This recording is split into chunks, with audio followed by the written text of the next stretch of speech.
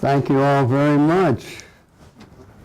I'm impressed how I've grown quite a family over the 50 years. It's really you're a great group. You're the best in the world now. There's no question about it as far as medical research, medical care. I've outlined, because at my age I'm never sure what I'll remember, as I did on Tuesday, I first want to thank my mother, who must have been a numerologist, because she gave me a date of birth that you all know, 11, 12, 13. A series of 3 two-digit numbers, of which there are only 3 possible. You know, October, November, December, 10, 11, 12, 11, 12, 13, 12, 13, 14. And she gave me the one right in the middle, 11, 12, 13, for which, you know, I thank her, because I must have inherited from her my passion for big data. However, my memory for specific dates has never been very good, and so some years ago, I developed to be sure I always had the right dates.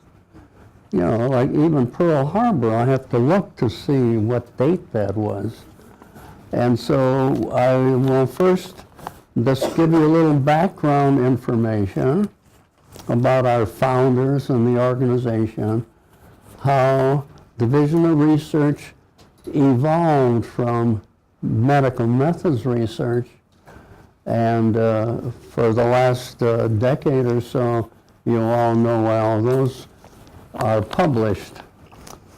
But I want to make this sort of a personal story of what I think is just a remarkable, lucky series of events for me.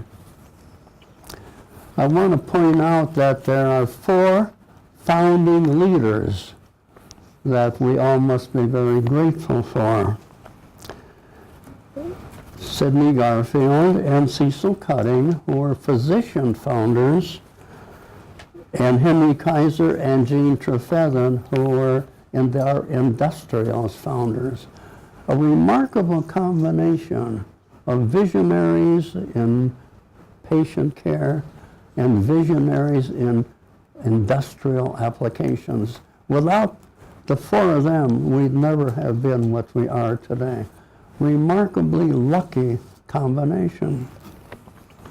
I want to define a leader, and I did this some years ago when Cecil Cutting had a birthday, and so they asked me to define a leader, because Cecil Cutting was one of our great founding leaders. And so I evolved this around his initials, CCC. A leader needs to have these 3 attributes, at least.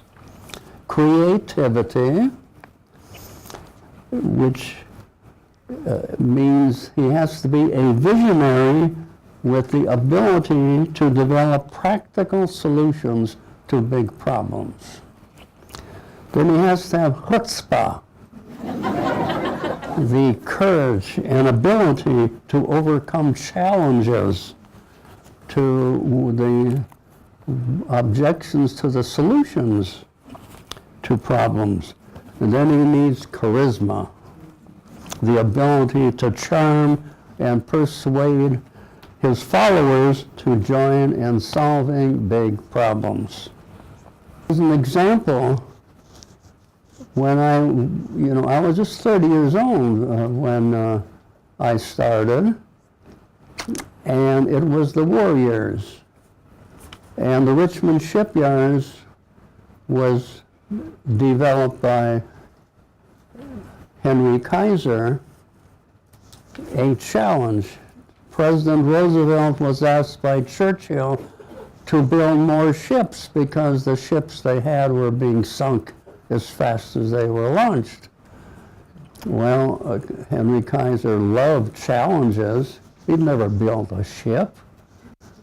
but he bought the Todd shipyards in Richmond, developed a group of remarkable engineers, developed an approach where he built steel plates in Fontana, brought the plates up, laid them on the ground, cut them to shape the different parts of a ship, welded them all together, and in 30 days, it used to take 9 to 12 months to build a ship, he built a ship in 30 days. Every day a ship was launched. I went out on one of those ships, and all I remember was that when we got past the Golden Gate, if you know that strawberry patch out there, if any of you have been fishermen, where all the streams come together, well, as I always do when I get out in the ocean, I got seasick. So all I remember was I was sure glad to get off the boat and never went out on another one. After I joined, because I, with my bronchial asthma, was declared physically unfit. I sort of cringe when I use that, physically unfit. Of the 90,000 workers, there were 60,000 men who were physically unfit, and 30,000 women who were physically fit and healthy. And you've got to give Henry Kaiser credit for how he gave women the opportunity, I saw you shaking your head, the opportunity to do men's work. They did everything a man did. One of our gynecologists set up a class to teach women to climb a ladder carrying a pack on her back, things like that. So the women were the welders and all the other, they did everything the men did. And they had all the trauma just like the men did. And in those days I wrote an article about all the trauma these 30,000 women suffered, but they were key. Rosie the riveter happened to have been a riveter in a airplane manufacturing plant. It didn't matter. Our women were all welders, and they welded the bottoms and the tops and everything they needed to do. Now, after I was there for a while, I began to take care of people, a lot of pneumonia, see what Henry Kaiser would do in order to get workers, 90,000 workers. He would send railway cars around the country, and anybody well enough to climb on the car would come to Richmond. They'd dump them off, and they had places for them to live. And so they were all physically unfit, and they began to come down with pneumonia. And we had so many people with pneumonia. I only had 100 beds in that first hospital. So my love for librarians evolved that day because they were coming in, every bed was full. So I asked Doug Garfield, you know, there's still space down the basement of put some beds in. And of course, we didn't tell the public health service. That was not up to standard, but I tell our librarians, my love for librarians evolved during that time when we had mattresses on the floor, orange boxes as side tables, and I would make rounds with all the pneumonia patients there, and that's what we had to do in those days. After I was there a month or so, Dr. Garfield asked me to come with him from the Oakland Hospital, which was, by then they had bought the Fabiola Hospital, and I remember Henry Kaiser, I was on the sidewalk and he was up by the front door describing how he had always, because his mother had died of lack of medical care, he vowed that he would always arrange for adequate care for all of his workers. Furthermore, at that time already, Garfield and Kaiser were writing and talking about the need for research in association with patient care. So our love for research goes back to our founders. It's always been in our system and evolved what you have here today. Dr. Sidney, some of you have heard these anecdotes that I tell, but they so describe our founders.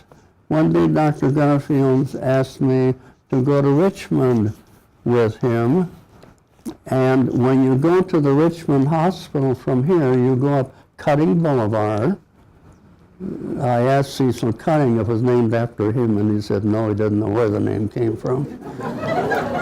You go up Cutting Boulevard, and the Richmond Hospital was located at a corner, Cutting Boulevard and another main street, and there was a stop sign there, a red and green. You had to go up and wait for the green light to come on and then make a U-turn and go into the Richmond Field Hospital.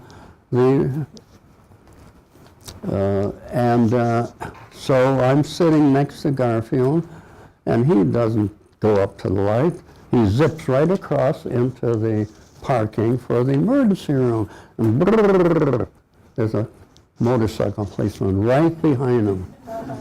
I sit in the seat and watch Garfield go out, meet the policeman, and hear him say, "I'm Dr. Garfield. I have an important emergency I must take care of." And I hear the policeman say, "Well, very well, doctor, but don't do it again. It doesn't look good if I don't give you a ticket." Well, a couple of weeks later, I had to go to Richmond, I forget why, and I was in a hurry. And as I approached, I said, "Well, if Sid could do that, I'll do it." You know, talk about chutzpah. And so I zip right around, and the same motorcycle cop is right behind me. And so I do exactly what Garfield did. I get out of the car, go over, and I say, "I'm Dr. Collen. I have an important emergency I must take care of." He looks and says, "I don't give a damn who you are. You broke the law, and I'll give you a ticket." Well, I realized then, I was no great leader. I might have chutzpah like that, but I sure did not have this charisma. A few weeks later, Dr. Cutting, who was then chief of staff, and really Garfield ran the whole program. It was a proprietary. He owned everything. He was my boss. He gave me a salary. Cutting was chief of staff. He took care of all the medical events. And one day Cutting said, "You want to come with me?" Because he had something he wanted to talk about. So I did, and on the way back, I thought, wow, this is a great opportunity for me to ask my boss to help with all the problems I'm in. And so I tell him we need more nurses. I was then chief of medicine. We need this, and then he was driving and shaking his head up and down. And I said, "Oh, this is so easy. He's agreeing with everything that I asked for." Well, we finally got back to Oakland.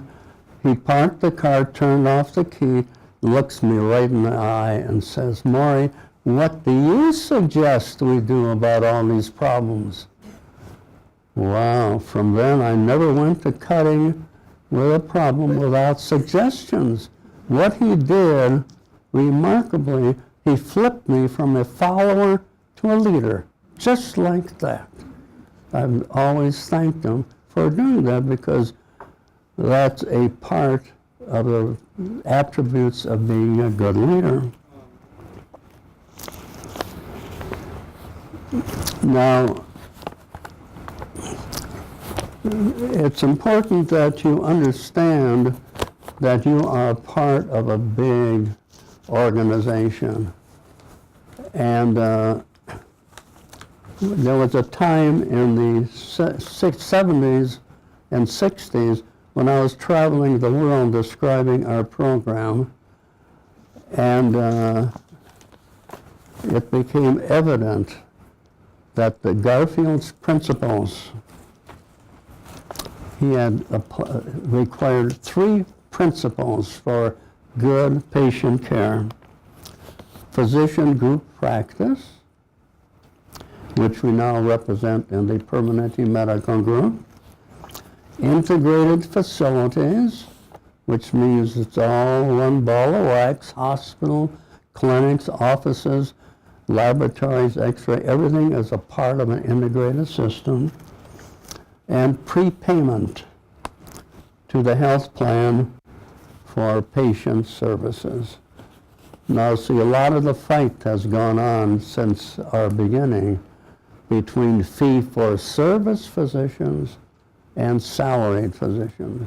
Now, the Mayo Clinic and a lot of the big organizations survive today, including our organization, pays physicians a salary competitive to whatever the market requires. Whereas in fee-for-service, the physician receives the income in accordance with how much he orders and provides for the patient.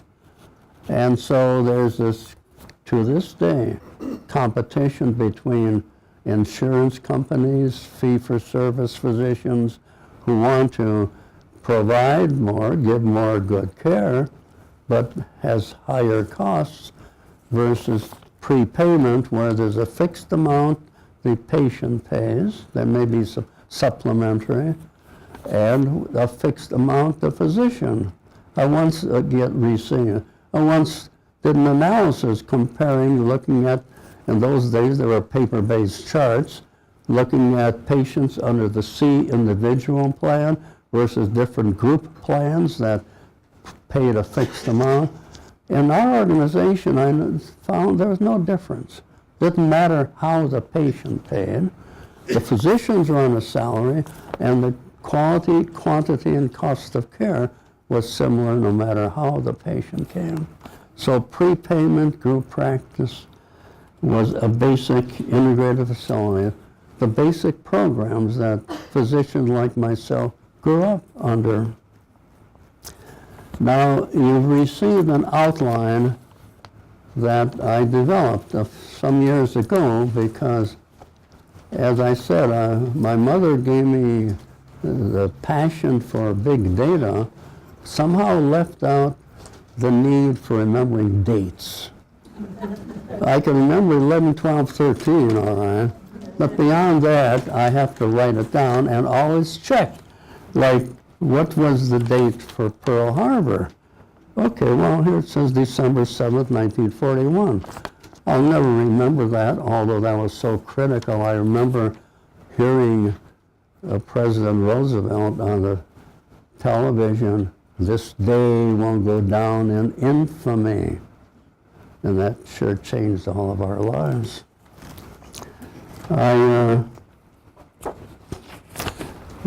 I've made available an outline of which I'm only going to follow what I consider the highlights relevant to the interests of this group, because it records how MMR, medical methods research, started and how it was transformed when Dr. Van Brunt took over in the '79 and changed the name from medical methods research to a much better name, Division of Research, that opened the door to all the good work you are doing.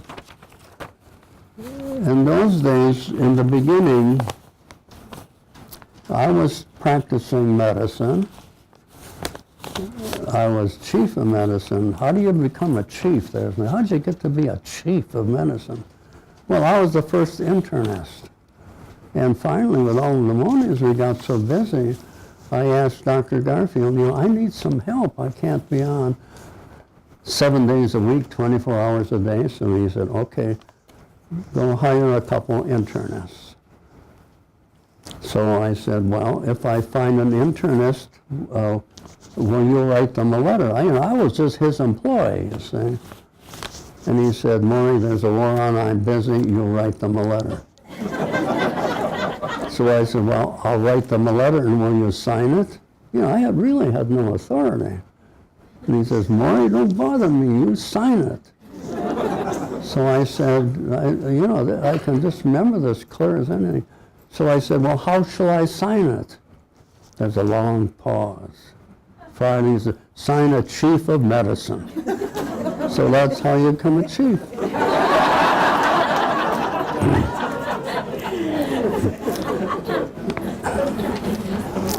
Now, Pearl Harbor was December the 7th, 1941. Garfield was a surgery resident at Los Angeles General Hospital, and I was a resident in medicine. Now, Garfield had been there a couple years by now. He was the senior resident, but typical Hollywood style, he was called super resident. And that's where I got to know him, and we developed a mutual respect.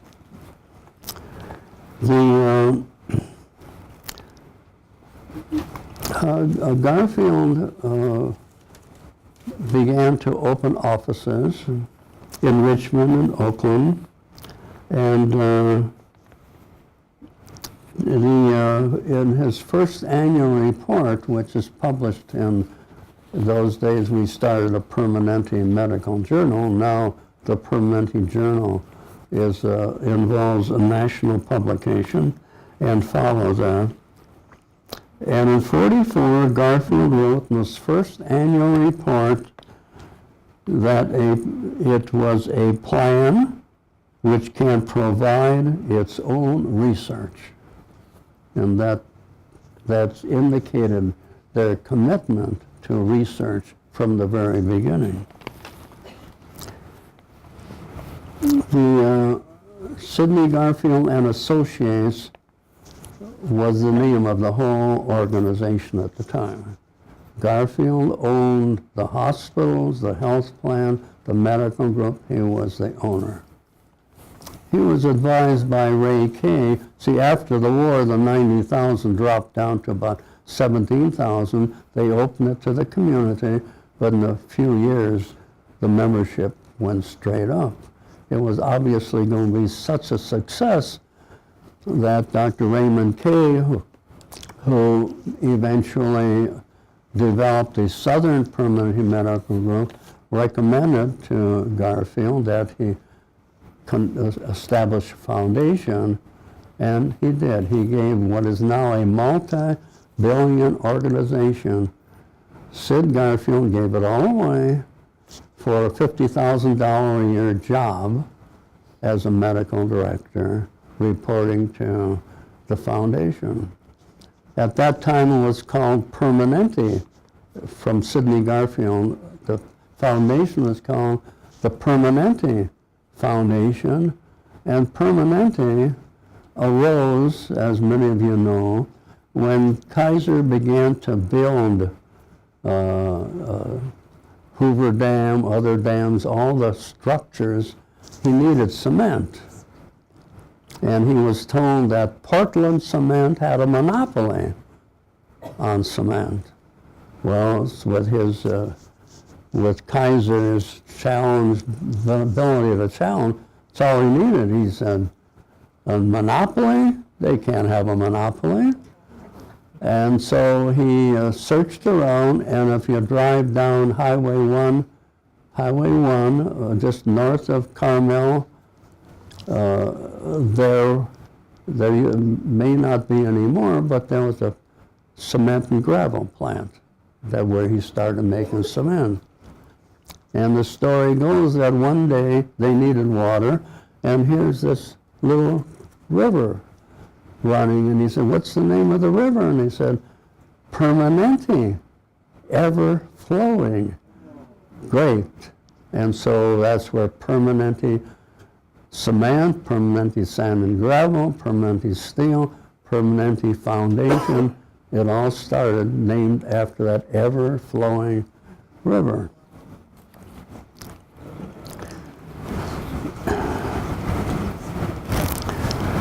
When the war ended, it was so successful that it opened to the community. In 1946, there was established the Department of Medical Research. That was open to the community, and Dr. Franz Getzel and a few other who had been in the Department of Medicine began to write articles. In 1950, the Permanente Foundation established an institute for medical research, and they hired a very distinguished medical researcher, Stuart McKay, but somehow his interests did not exactly match the interests of the board of the foundation, and but they were doing and publishing on cancer research and several other forms. They built opened a special research institute in Belmont, California, with a $250,000 budget, which in those days was a reasonable sized budget. In 1953, when the first Mrs. Kaiser died, they built the Best Kaiser Memorial Hospital in Portland, Oregon. And that's the first time the name Kaiser appeared anywhere. Well, he liked that. He began to speak. He began to speak, realizing, and I've often heard him say, after I'm gone, the only thing in my industries, aluminum, housing, steel, the only thing I'll be remembered for is my health plan. And he was so right. So in 1953, Permanente Foundation changed its name to Kaiser Foundation, Hospitals and Health Plan. I remember Dr. Garfield coming to our meeting of the Permanente Medical Group and saying, Mr. Kaiser would like us to change the name to Kaiser Medical Group. Wow, you can imagine a ball of smoke went up. Doctors don't like to be called by industrious names, so we said, no way. We will continue to be the Permanente Medical Group, and that is why to this day, there's Kaiser Foundation Hospitals, Health Plan, and Permanente Medical Group. Great combination. Neither one of those would have been successful without the combination. And different events followed that in which, although we had a lot of problems, you'll hear about the Tahoe Agreement and some other time, but eventually it evolved to mutual respect, understanding, and accomplishments that we have today. In 1961, a remarkable thing happened that changed my life. I always say, when I reflect back over 100 years, I've been so lucky. Nothing that I was a great planner, I was chairman of our long-range planning committee for Kaiser Permanente for half a dozen years, but everything that I planned for myself never came to pass. Something better came along, and I learned to look and exploit opportunities you hadn't planned for. I was practicing medicine, and Dr. Garfield, in his vision, came to me and said that there was the first international, I don't have exact wording, Congress in New York City on medical computing. And I'll never forget, he said, would you go to New York with your, see, I had graduated in electrical engineering before I went into medicine. I didn't brag about this because people would say, what kind of a kook were you? Didn't you know what you wanted to be? Well, of course, now getting a degree in both fields is the thing to do if you want to be an informatician. And he was the only one who knew that I had this background. And so he said, with your background in electrical engineering, would you go to New York? Because I have the feeling that time has come for us to use computers to help our doctors give better care to our patients. What a remarkable statement. Well, I went back and I saw the program was new applications of computers to patient care. And I remember like a flame went up in my head because I had subdued all that 4 years of engineering, and all of a sudden, whoo! There I was in the middle of really an explosion of computer in medicine. Well, I came back and I told him he was absolutely right. And so he took me out. That time was involved in the West Bay Geary Hospital. And they established a department. And I said, what do you want to call this department? And Cecil Cutting, in his vision, said, since we want you to develop better patient care using computers, better methods, call it Medical Methods Research, MMR, and that's how that started. And so I came out of the practice of medicine, and the top floor of 1924 Broadway, like a lot of our past, that building is gone, but we still continue.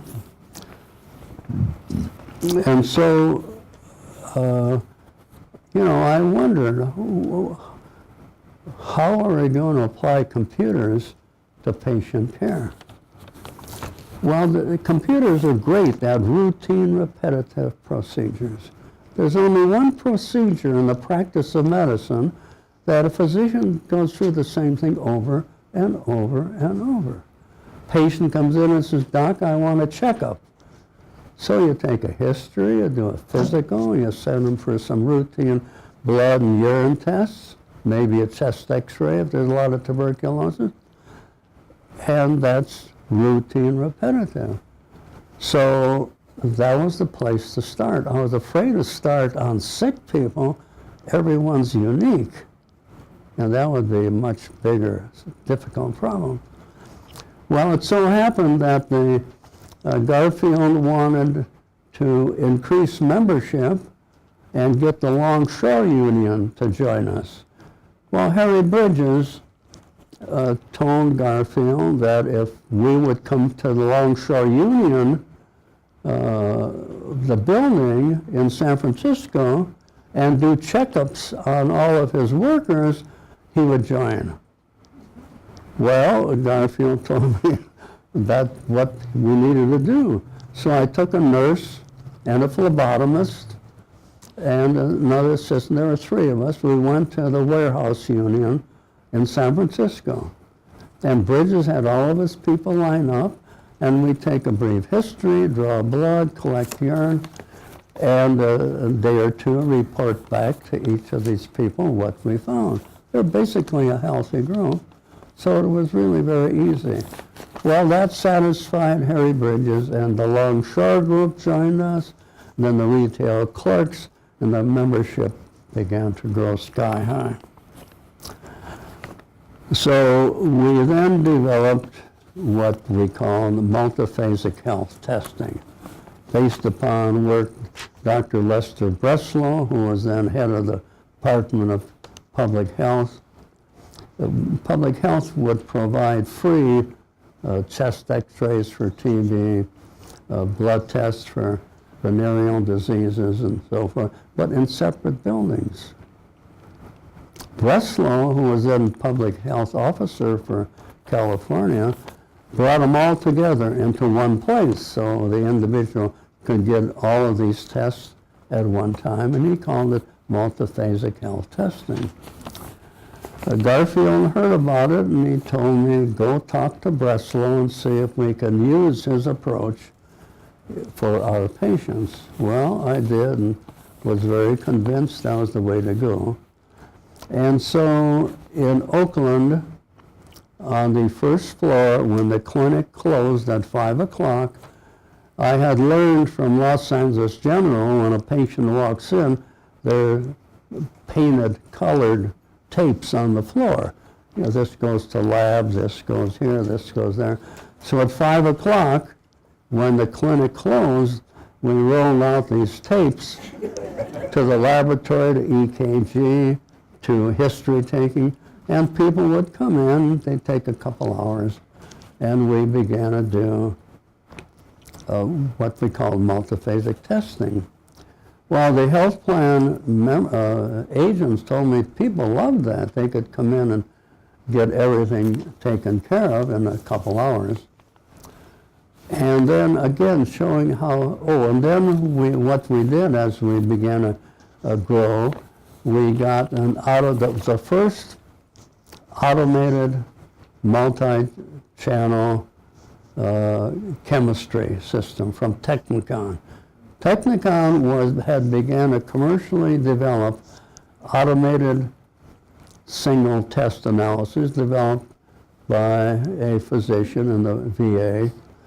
And you'd put a sample of the patient's blood in, go through a bunch of tubes and add reagents, develop a color, and then you had a colorimeter, read the concentration, and then that would convert that into blood sugar or protein, whatever the test was running for. Well, if we were going to grow in multiphasic testing, we needed a system. So I went to Technicon headquarters, walked into the office of Mr. Whitehead, and I said, we'd like a 18-channel multi-test system. I said, 18? We've never done that. How much money do you have? And I said, well, I have $25,000 in a grant. $25,000? Said, well, let me think about it and I'll let you know. Well, a week or so later he phoned me and said, we will give you 12 for $25,000 and we'll deliver it in 3 months. Well, he did. And so we have this, and then we had a bioengineer, Mr. Rao from India, who would then take the colorimetric measurements, convert them, punch cards to go into the computer. So we had an automated laboratory right there. Now to show you how lucky we were, somehow Congressman Fogarty in Washington, who was one of the prominent congressmen interested in health, heard of what we were doing. And you have photos somewhere around here of I'm sitting in front of the computer printing out the results on patients. And there's Cecil Cutting brought them down. There's Fogarty, a couple public health people. And as I'm sitting there, I mean, you'd think I had planned it. As I'm sitting, it prints out on this patient, consider leukemia. Fogarty says, consider leukemia, what does that mean? I said, well, here's this relatively healthy patient, comes in for a routine checkup, doesn't think she's sick, and it says, consider leukemia. And now, we already have some decision support rules, and so the patient went to do a complete blood count, blood smears, all that. Fogarty calls me the next day. Did that patient have leukemia? And I said, yes, the patient had early chronic lymphatic leukemia and is already on treatment. Well, how lucky can you be? Money started pouring in. In fact, we got enough to build a brand new building in Oakland, and we moved in with a new multiphasic system, and I so designed it that the patients had to walk down the corridor in a big glass wall looking at the computer. That was important. They had to see the computer. And then we designed and published all this into our first automated multiphasic health testing program. Now, this saved a lot of money because sorting out by punch cards 200 questions, and we published and showed that about 20% the patient would answer yes, and if they answered no, a no is a reliable no. But a yes means yes, or I'm not sure, you got to ask me. And so, but those 20 yeses were printed out on the summary, and the physician, because we had shown the reliability of the test, only had to pursue 20. And so instead of the usual hour a visit for a brand new patient, we cut it down to a half hour. Well, the doctors didn't like me for that because they had to see more patients, but it sure saved money for the organization. We began, so what good were we doing from the quality of care?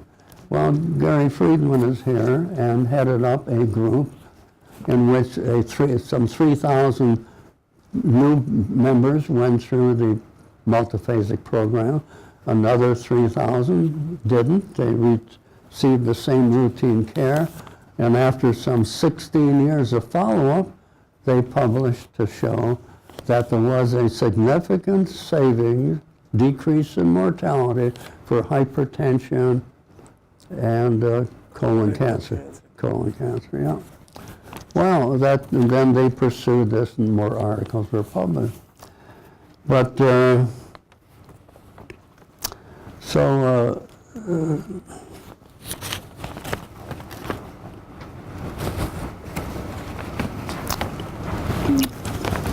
the 1960s I call our golden decade because everything worked great, we were getting money.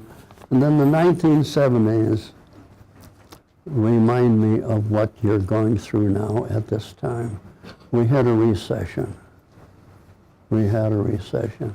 The grants, we were doing what I would still haven't finished and hope that someone in DOR will pursue the drug-drug interaction problem. Joe Sadisk, who at that time was head of Food and Drug, came to us and asked us if we would study drug-drug interactions because it was becoming a serious problem. So they gave us a contract, but that was terminated in the recession. Just like now, contracts, grants from Washington just all dried up. Well, I keep hoping I live long enough to see someone again pursue this because we're getting older, whereas Alzheimer's disease was no problem when I started working. It's moved up now so that heart cancer, stroke, Alzheimer's is what, number 5 or 6 now. And there's so many elderly, 65 was an old man. But now 85, you begin to be an old man. I'm a good example, you see. and a lot of published reports point out that after 65, the elderly add 1 prescription per decade. Well, by my age, I look and sure, I counted them this morning to be sure, there are 8 different prescriptions I take, prescribed drugs. Well, I asked myself, if I throw these into my hot cup of coffee, they're chemicals. There's bound to be some reaction going on. Well, now Merck knows all about its drugs. They have to go through FDA's pre-marketing studies, and each company knows its drug, but nobody knows all of them. And that's what we need. We need somebody. Here we've got, we must have in Northern California several 100,000 patients, 65 and older. They're all taking multiple drugs. And so, I hoped I'd live long enough to be able to apply analytics to our database and study drug-drug interactions in the elderly. And we need to be proud of the fact that one of our physicians a few years ago realized that patients of his getting Vioxx were having an increased number of heart attacks. And so Vioxx disappeared from the market. So we have extraordinary opportunities today to do things that no one else can do, that they don't have such a large group of patients distributed over all different ages.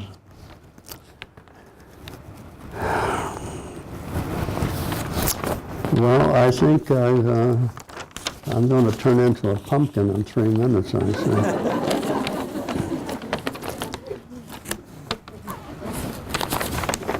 I think you all have the outline, and I just want to again confirm that in 1969, Dr. Van Brunt took over, and I'm grateful to him. We all should be. He changed it from what was a research and development program to essentially a medical research program, and so DO, Division of Research, is a good name for it.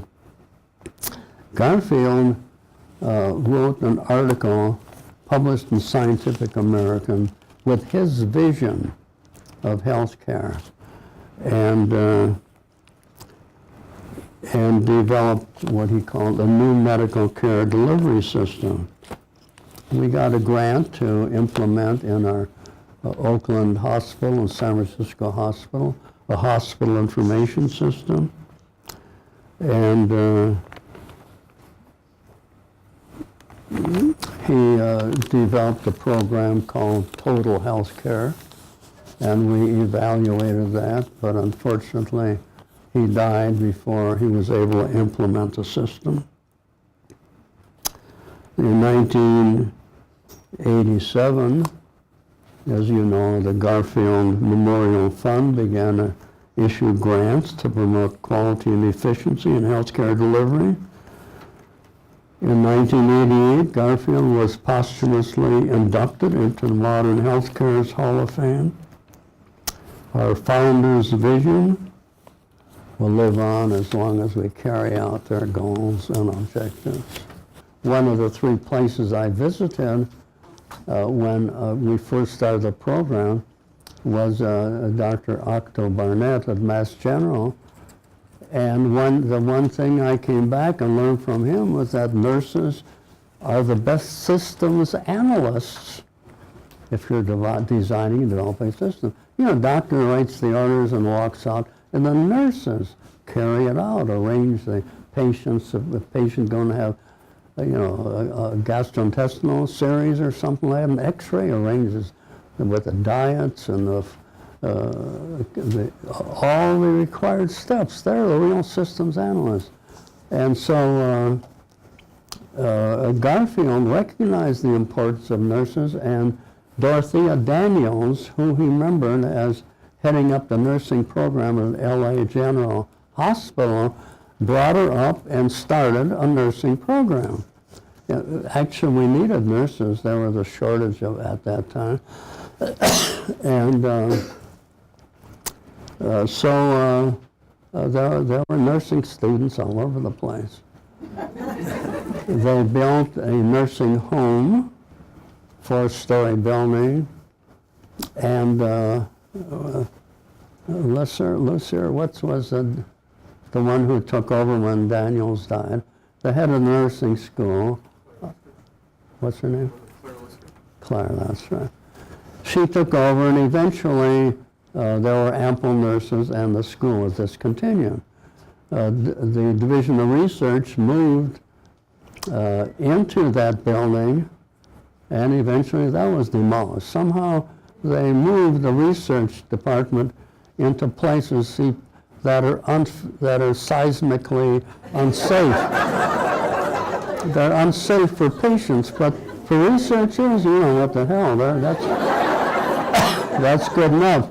So I review our history, and we went from the Broadway, area. Well, we started really in the old Fabiola, and then to 1924 Broadway, a nursing home, and now we're here, and Dr. Lou gets me worried what's going to happen here,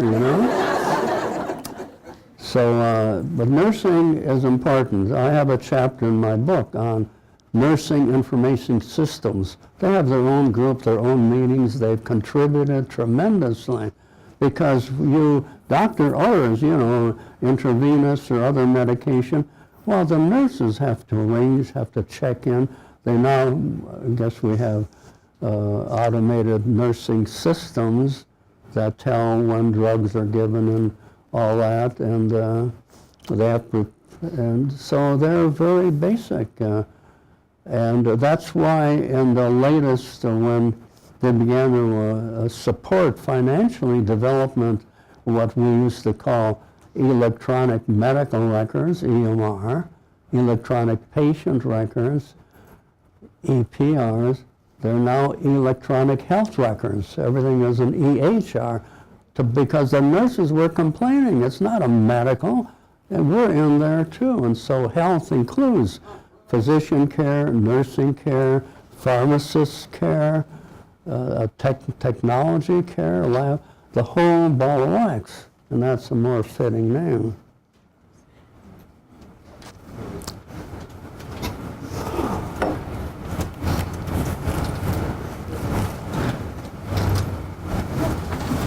Well, thank you all very much.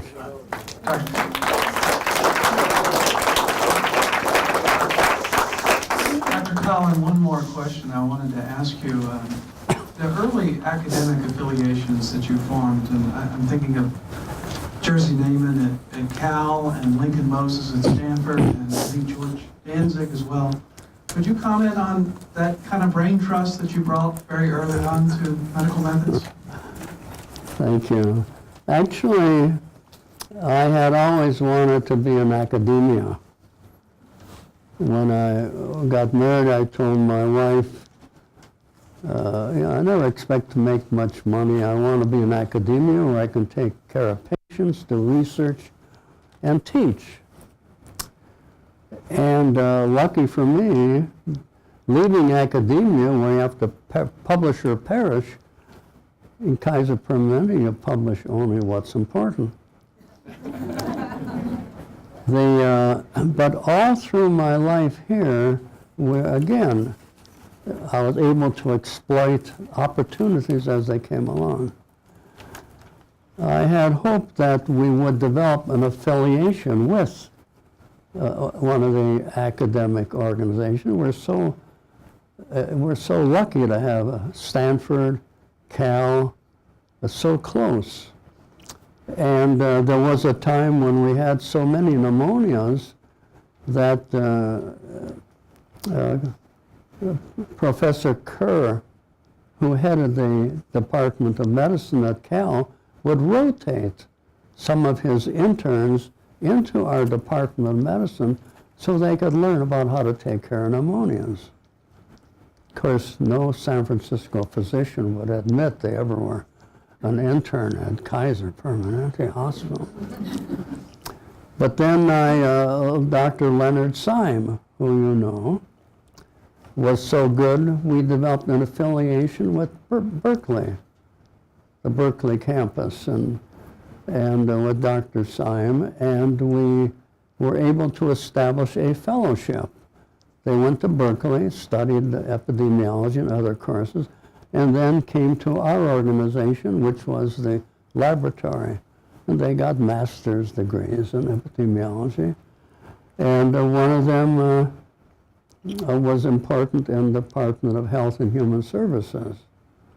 I lost track of the others. Did we have? Well, to this day, of course, I'm looking for Joe Turneman and Dana Ludwig. They're still here, and they have regular monthly meetings at which people working in medical informatics and all half a dozen different organizations and in the universities join, reviewing what's going on. So there's no doubt that that three-legged stool, patient care, medical research, and medical education, that makes up a comprehensive medical care program, that the organization here has very active affiliations in not only providing good care, but affiliations for research and education. Maury, I'd be interested in your reflections on the transition from the time that Kaiser was considered a communist or socialist organization, and I know there were some very painful periods that physicians had to go through, to now, where you could argue that it's the envy of every other medical entity. Was that a gradual transition, or can you point to some important changes in either the body politic or the society or medicine that that really marked that change? Well, that's a question I try to evade. It was, you know, during the McCarthy period, it really was terrible for all people active in what I call socio-political activities. We were, you know, the organization, I won't mention names, the organization, though, did not discriminate against any race or color or religion. Because I remember, you know, I hired the first black physician in San Francisco, a radiologist. Another story, you know, I hired when we established the intern resident program, and I was chair of the committee and reviewed the applications. You know, I realized I never asked for a photograph because I didn't care about their color or anything like that. Were they good? Did they have good marks in school? And so I ended up with a black intern, intern who was also a communist, and and we had a lot of problems. And I learned when I I was chair of the Permanente Medical Group Board. It's now a big organization, but in those days there were only a dozen or so of us. And so I learned when you have a major problem, you appoint a committee. What that does, it gives you time. You can bring in people to share whatever your solution's going to be. Some people are going to hate you for it, so you share that problem. And so when we had these, and I could individually, most of you have heard details about what I did, because I was chair of the board. I had to sort of lead solutions. I'm proud of what I did for this intern, because they wanted to fire him because he was black, communist, and all that. But his grades were great. He satisfied my requirements. I didn't care, you know, anything about him. Was he a good doctor? And so I appointed a committee and sat down with a couple other leaders in the medical group. And I said, we can't fire him. He's only here for a year. So what I would like to recommend, if you'll agree, I'll take him on as a personal assistant. And we told and we learned later that there were already political groups assembling to picket the Oakland hospital if they heard we were going to fire this guy. I didn't know that, but I did. What I told him when he came, and he was very good, except for the color of his skin that some objected to. I didn't. And so he just followed me around. In the hospital, we'd make rounds, and he joined the intern resident group. In the office, every patient I introduced them to, and I said, this is my associate. He'll take your history, and then we'll go over take care of your needs. Well, it turned out that he got best training of anybody. So he never complained. And after a year, he left. And I followed him. He joined the public health service and did very well. But we went through that. The major thing was in 1976 when Garfield learned that the American Medical Association was going to ostracize our group by passing a resolution that it was unethical for physicians to pay salaries and things like that. And Ernie Sayward, who headed up the Northern group, proceeded to sue the medical societies in Portland, Oregon, as ostracizing or not permitting us to join under the constraint of law, constraint of practice. And he won the case. And so Garfield took me and Ernie Sayward to Florida, where the AMA was meeting to pass Resolution 16. By the time we got there, the day before, somebody told Garfield that because they lost their case on the basis of constraint of trade, that Resolution 16 was taken off the agenda. So we celebrated in Florida. I began to love their banana cream drink. They have wonderful banana cream drink. And I took a couple bottles home with me, and that took care of that. But we had lots of crises, one after the other. It would get so bad for me that in our first few years when we were going through all this, I would have a dream that, at Minnesota where I graduated, when you're a senior, you had to pass an exam on everything you learned in your prior 3 years. And if you didn't pass, then that's it, you had to go back again. So I would dream that I was scheduled to have that 3-year exam the next day, and in Minnesota, it snowed 2 feet of snow and was 20 below, and I would never make it. When I had that dream, I called my crisis dream, I told my wife, and she knew just what to do. And so 2-3 times a year, during those early years, I would have the dream. She'd arrange to have the 4 children taken care of, and we'd go to Carmel for a weekend. Carmel was my therapy.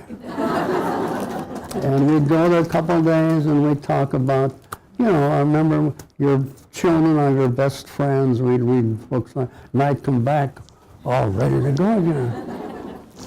They were difficult times. So you just got to live long enough and you see what happens.